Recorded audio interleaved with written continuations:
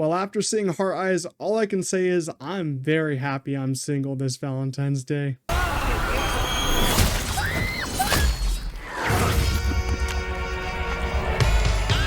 Welcome back everyone to another movie review. Make sure you do leave a like, but today we're going to be talking about Heart Eyes, which is the newest slasher that's being added to the holiday themed collection as it takes place on the one and only Valentine's Day, which is happening in under a week from now as this is being uploaded. And at this pace, every single holiday will have its own slasher movie by the end of the decade.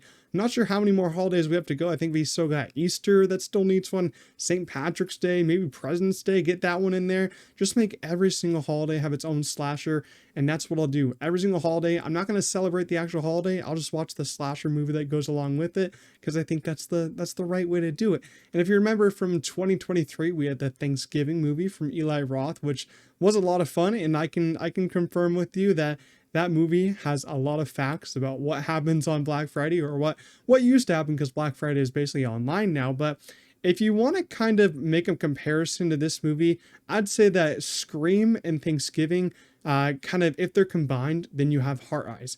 You know, I would take the Ghostface killer from Scream, and then they basically kind of transformed him into Heart Eyes. That's kind of what the killer looks like in here.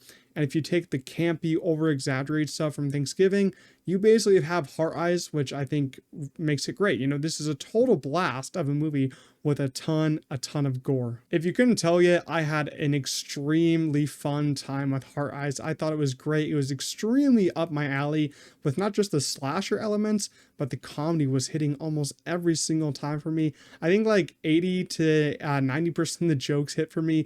It's a really funny movie, but it is a specific type of comedy, so it might not work for everyone, but I thought the comedic timing from everyone was really good. With this in companion, the horror genre is already thriving this year. Last year, it did really good. We had a lot of standout horror movies. I think every year the horror genre just does so great, because you have these low budget movies that are just really just filmed on location, so they look like realistic stuff happening. And I think that, you know, this and Companion are sitting as some of my favorite movies of the year so far. I know we just got into it, and January was a pretty bad month, but horror movies being at the top of my list is kind of surprising, as, you know, that's only my second favorite genre. I'm more of a science fiction guy, but, you know, I'm really liking what I'm seeing so far, the horror genre. My small gripe with this one, though, is that I wish it was a little bit scarier, as even though it's, you know, very, you know, tense, high tense and all that, and the kills are gory, I never really got scared. I never got shooketh, you know what I mean? But I did have a lot of fun with this one. I just was never frightened. Now let's get to the nitty gritty, which is the kills, and Josh Rubin, who directed this, didn't hold back at all, and the Heart Eyes killer was a total badass that didn't care how the kill was done.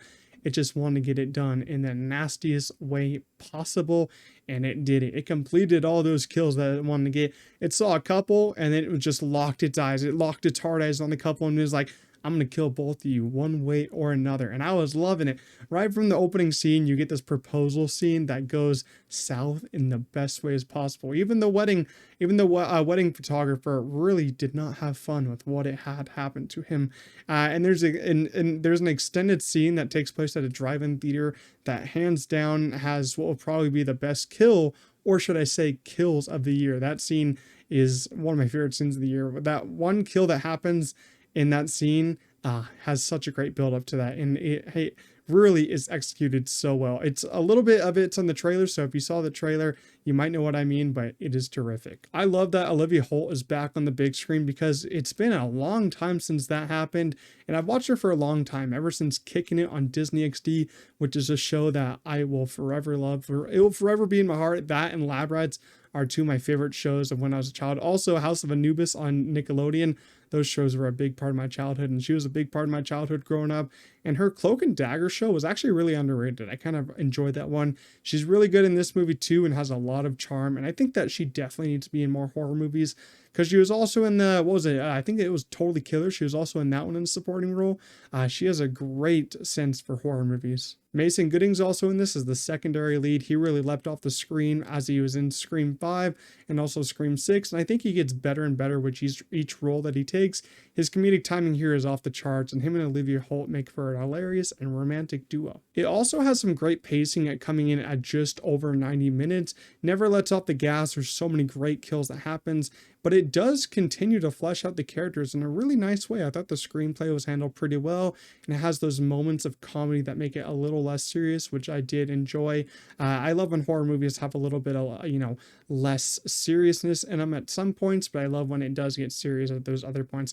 A little bit of comedic levity does help. Overall, Heart Eyes is probably the most fun I have had in a movie theater this year, as it's a total blast and it's gore to the max. If you're looking for a Valentine's Day movie this year, look no further, because this one is so much fun. I love the campy elements, and the over-exaggerated gore and kills put the biggest grin on my face. I hope that we can see a sequel, because I want to see Olivia, Holt, and Mason Gooding again on screen together. I'm going to give Heart Eyes a strong 8 out of 10. If you did see Heart Eyes, leave your own thoughts down below in the comments. I'd love to talk with you about it. If you enjoyed my review, make sure to leave a like. It's free to do so. Subscribe to the channel. I'll see you guys in the next one. Peace out.